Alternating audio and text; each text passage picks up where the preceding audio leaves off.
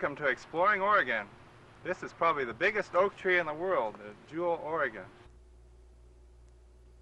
Jewell was an old-time lumber town back in the early 1900s, which just sits here today half deserted. One of several small communities near Oregon's upper coast depended upon lumber that apparently ran out. Let's just go back a few years and visit Camp 18 for a special presentation on logging the old way.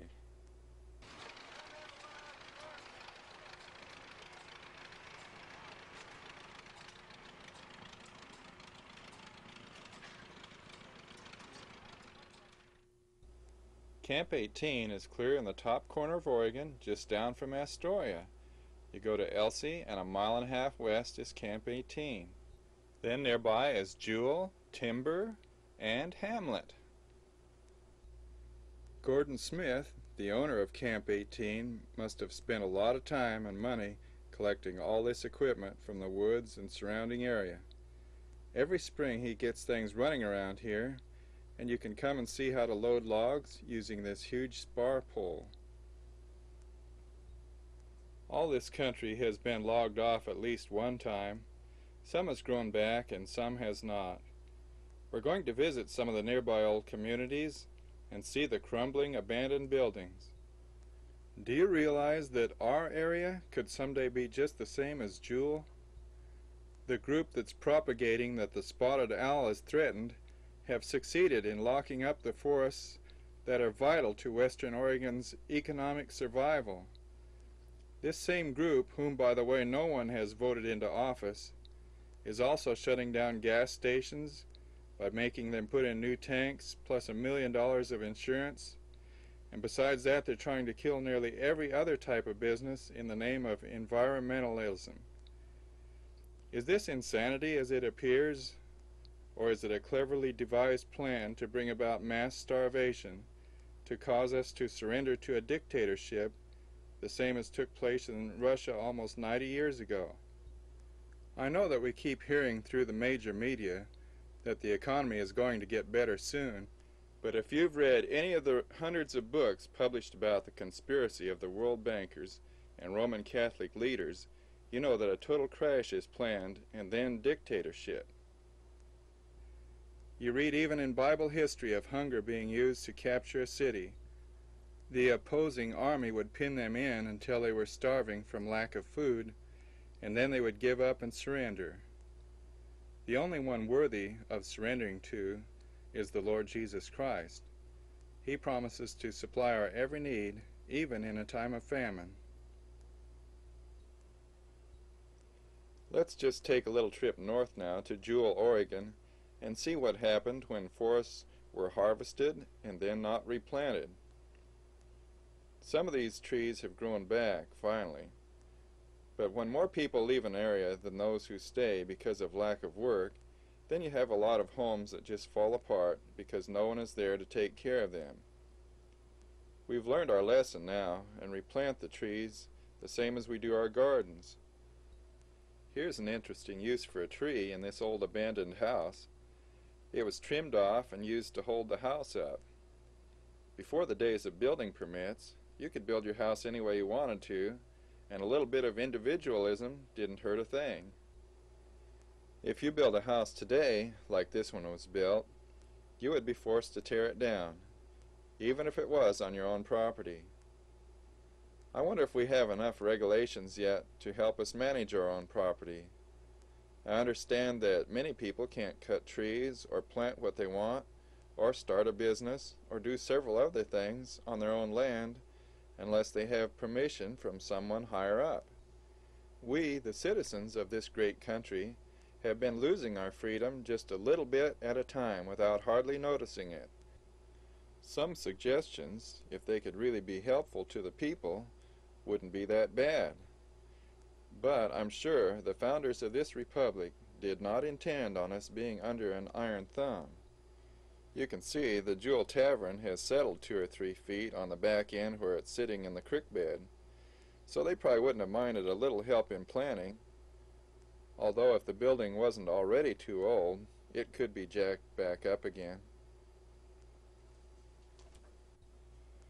There are still some people living around Jewell. Probably many of them are old-timers that didn't have to leave just because the work ran out.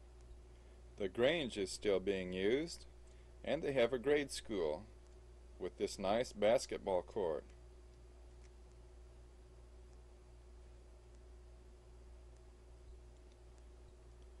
My son Philip is 6 feet, so you can see that this big oak tree by the Jewell Bridge must be over 100 feet tall.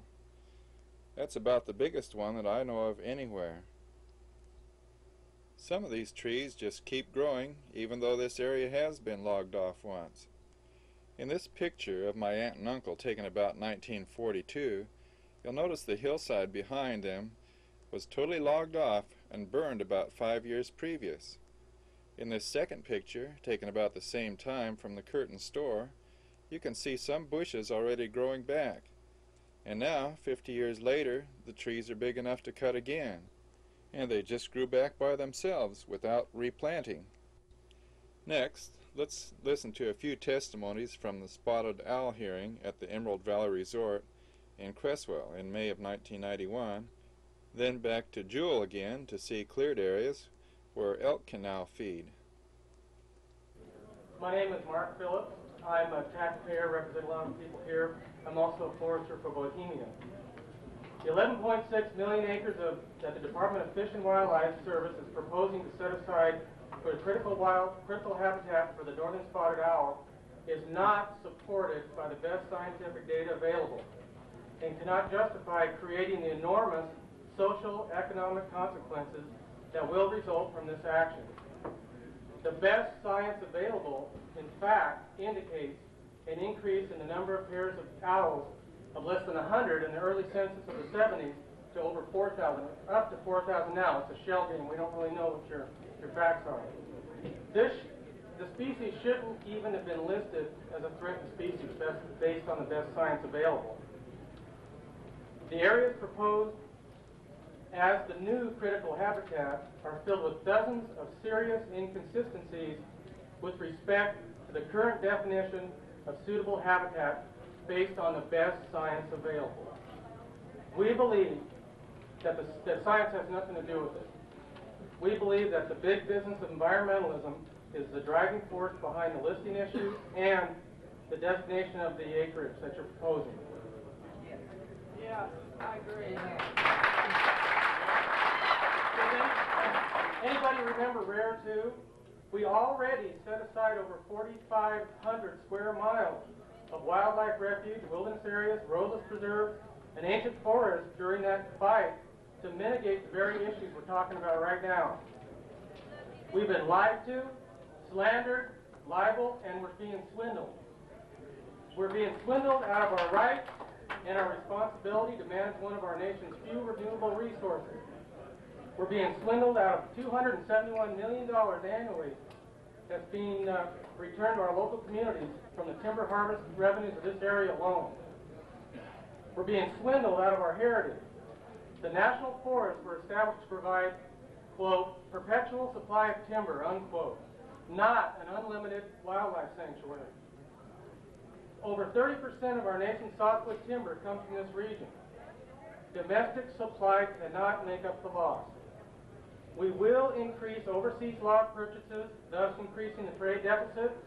We will increase deforestation in other countries that don't reforest, and we will create social and economic hardship for our rural families and communities, thereby increasing the drain on the welfare and unemployment funds. That's economics. We want to know what went on behind closed doors and bring the truth out into light and expose this fraud for what it really is.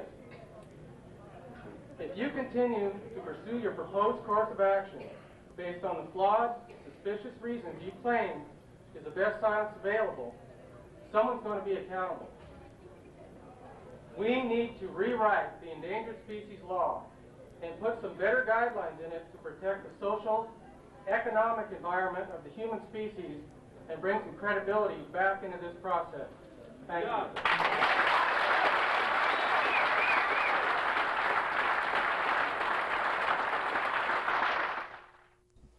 According to the Chris Mazer article in the Register Guard, There were 50 owl pairs in 1973, and they were supposed to be extinct by 1993.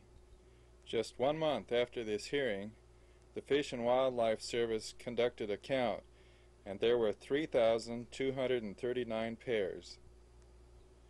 This is Timber, Oregon, and we'll travel along the highway to Hamlet during the next testimony.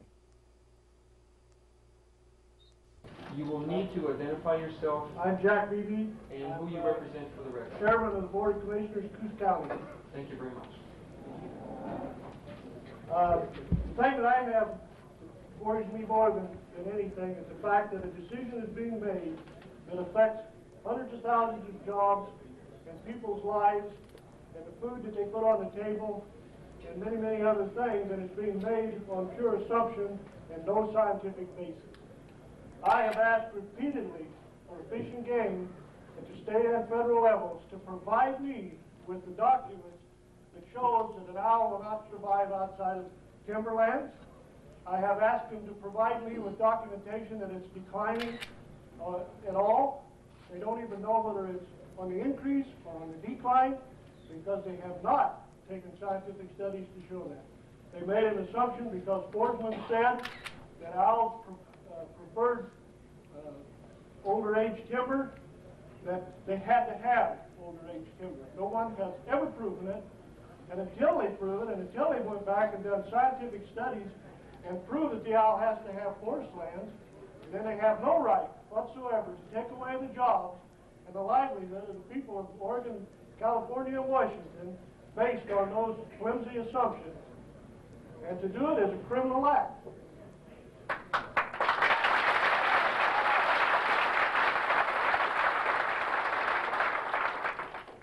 Nobody, and loggers especially, wants to see the environment destroyed or wants to see wildlife go away.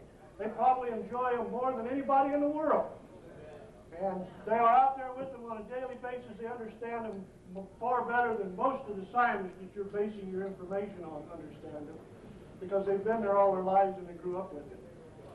We feel that for the first time, you need to begin to listen to the people who are out there, who know what's going on and understand what's happening, and get some facts before you make these kind of decisions. It's been done by the courts and been done by people who are just throwing out assumptions, and I'm getting sick and tired of it, and I hope that enough things happen here that they make people get back to logic and reality instead of the stupid stuff they're doing now. Thank you.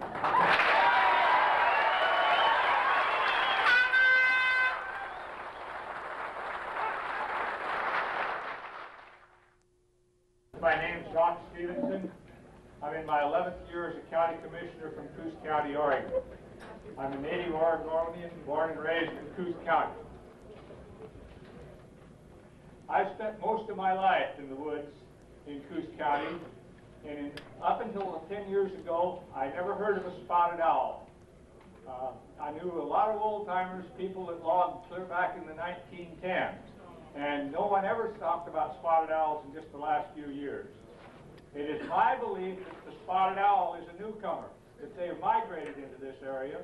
They've come from outside, and they are increasing. Look around and see what's happened to the spotted owl population. It appears to be increasing, and we're finding them in other places than the old growth. They're spreading out. I think there's a definite increase in the population. I think that as a newcomer, the owl should come second to the right of the people who were here first.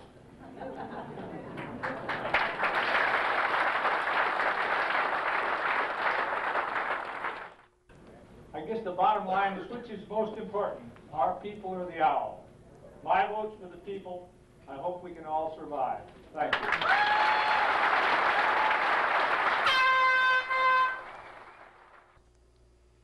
Now, I realize there are some people who don't care anything about our people and still believe the owls are endangered, and the Bureau of Land Management doesn't know how to manage land. So, here's the one testimony out of the first 40 that I heard in favor of locking up our resources. I'm Charlotte Levinson, and it is my privilege to represent the Oregon Natural Resources Council. We're a coalition of 75 conservation groups statewide, and we're approaching 10,000 individual members. We're dedicated to protecting the forest from the short-sighted management practices that have led the owl to the brink of extinction. The owl is the indicator species. The owl is the indicator species for the health and survival of the whole forest. Although we commend the announcement of the United States Fish and Wildlife Service's northern spotted owl critical habitat recommendations, we are critical of the agency's failure to include a full discussion of the economic impacts associated with these actions. Very importantly, the impact of not protecting the northern spotted owl's critical habitat would have a negative disruptive impact on economic growth in this state. Significantly clear-cutting spotted owl forests would deprive the region of tourism, recreation, and retirement dollars and greatly reduce the area's opportunities for attracting new businesses and promotion of economic diversification. Failure to protect forests associated with the threatened owl and other ancient forest-dependent wildlife will contribute greatly to increased sedimentation, superheating of thousands of miles of rivers and streams, choking navigational channels, decreasing the effective life of existing water impoundments, and seriously depleting the region's drastically declining Pacific salmon population. The very needed economic analysis of continued irresponsible clear-cutting should analyze the loss to agriculture and municipal water districts of the forest's natural watershed and moisture retention capabilities, the cost of building additional impoundments for summer water shortages, and the economic costs of spring and winter floods as recently experienced on Oregon's north coast following years of deforestation. An economic analysis should additionally include the loss of future economic opportunities because of non-sustainable overcutting on public and particularly private lands, the associated reforestation failures, and the associated reforestation failures due to continued poor forest practices. Additionally, the U.S. Fish and Wildlife Service should analyze the potential economic impact of eliminating the ancient forest-dependent Pacific yew tree and its life-saving component taxol, now valued at hundreds of millions of dollars. While more difficult to quantify, we recognize that there are many other costs associated with the failure to protect ancient forests. In addition to the yew, how many other cures and answers to questions we have not even thought to ask are contained in these forests? What's the cost of continuing to warm the global atmosphere by logging old growth in the most carbon-rich forests on Earth? The Fish and Wildlife Service should analyze the cost of lost employment in the Pacific Northwest due to mill automation, shrinking markets, competition from other regions, and continued log exports. Each of these factors taxes the forest far more than the timber needs of the northern spotted owl and other old-growth dependent species. What's the price of this future mortgage forever? So far, nature has paid the highest price, and next will be our turn. Now let's take this opportunity to calculate the true cost and benefits to ourselves and future generations of the society that chooses to include nature, not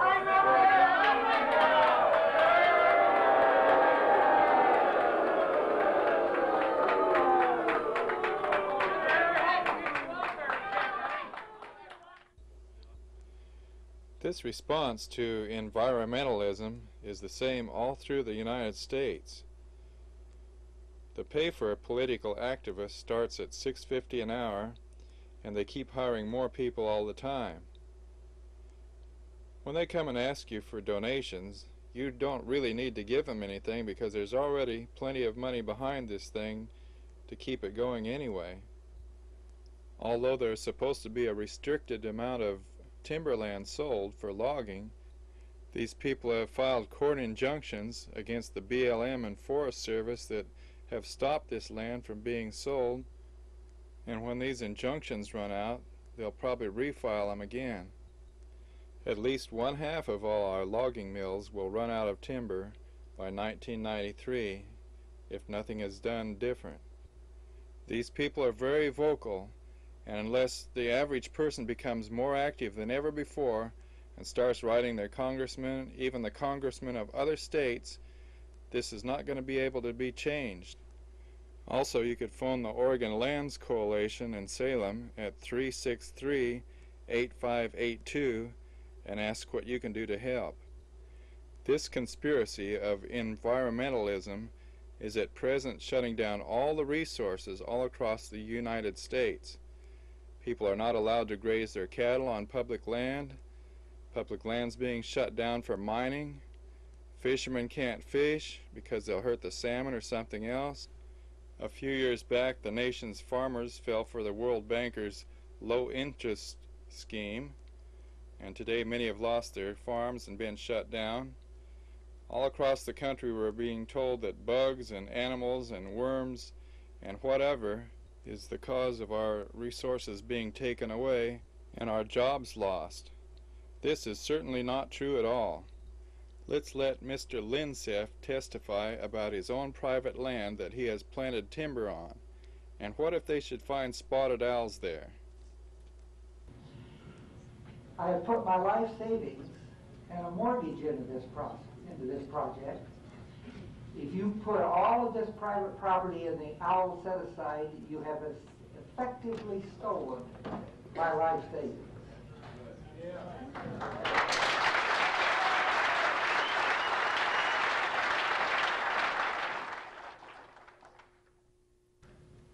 To put private property in the set-aside without just compensation is stealing. That's what happens in police states. That's not what happens in the United States. Part 2 of our journey today takes us to Collier State Park, just 30 miles north of Klamath Falls. The Collier Memorial Park is an outdoor logging museum. The best way to get there from Eugene is to take Highway 58 over the Willamette Pass. After the tunnel, you may want to stop and see the Salt Creek Falls while your car motor cools off from the steep climb.